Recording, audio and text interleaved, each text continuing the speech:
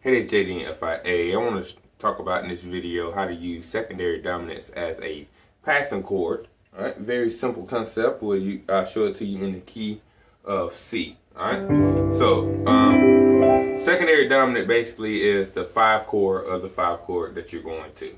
So dominant chord of the dominant chord that you're going to. So in the key of C, my dominant chord is going to be my 5 chord, which is going to be G. So I will be playing a G7. Alright, I'm talking about 5 chord. Alright, got a G, D, left hand, right hand, I got an F, A, B, D.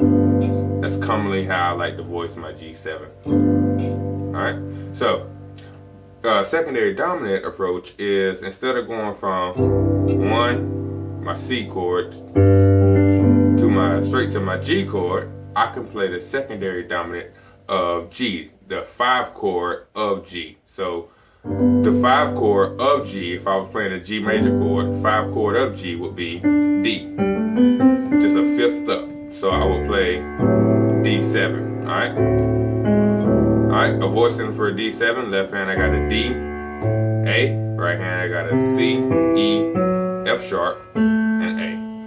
Alright, so that if I play this chord, proceed this chord right here, it'll give me a secondary dominant to G. Let me let you hear it. So we got, instead of going, alright, straight to the G, I can go, alright. Now, that's the concept of doing that. However, I wouldn't necessarily play that chord that way in that inversion. You would want to play it in such a way to where you got a good voice leading.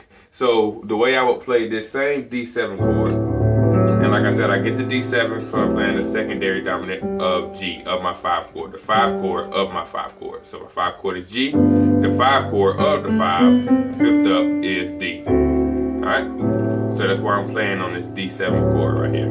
The way I would voice that is I would voice it in the first inversion D7 chord. That voice in the left hand is going to be F sharp. Right hand I'm going to have F sharp, A, a C, and a D.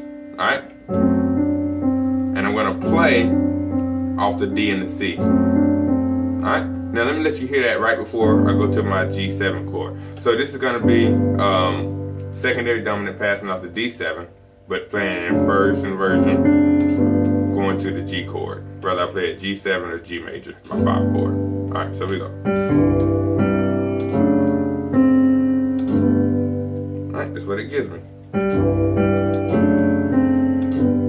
So I'm playing F sharp. I got left hand, I got an F sharp. I'm adding the C sharp here, probably shouldn't. Right hand I'm playing F sharp, A, and a D. And I'm coming off that C right there to walk down to my B of my G7 chord. So once again, alright, I can keep doing that same concept if I want to make my next passing chord. Alright, going to the F, to what I did there. And my next chord, I'm going to a 4 chord. So my original progression is 1, 5, 4. Alright, so my original progression. But I'm playing 1, secondary dominant, 5. Now I can play a secondary dominant to get to my 4, which is F. So that secondary dominant, my 5 chord away from C, or away from F, is C. 1, 2, 3, 4, 5. So I'm playing with a C7 chord. So C7, left hand I got a C, come up here. Left hand I got a C, right hand I got a C, E, G, and a B flat. However, I'm not gonna choose this inversion, but I'll let you hear how it sounds. There. Alright, it's alright. It kind of gives you a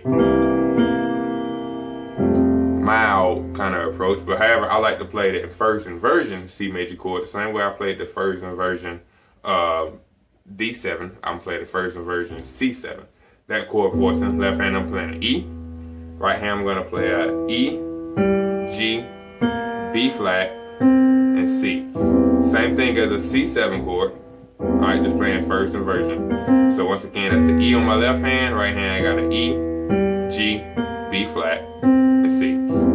And that's going to take me smoothly to my F chord. F and C on my left hand, right hand I got an F, G, A, and C. So once again,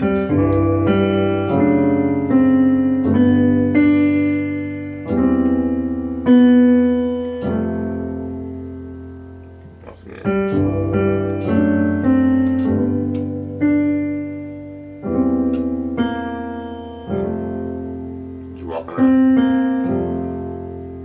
Alright. You can create those anywhere, pretty much.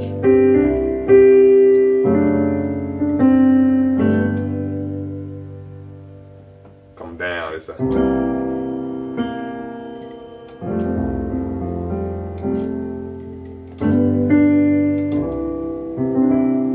so yeah, just play around with that. Once again, taking that secondary dominant, playing in first inversion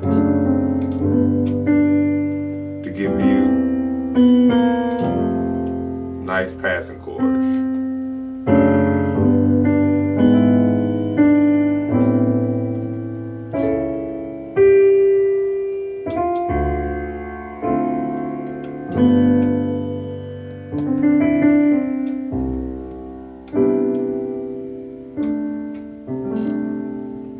Hope that helped. If you have any questions, let me know. Thanks.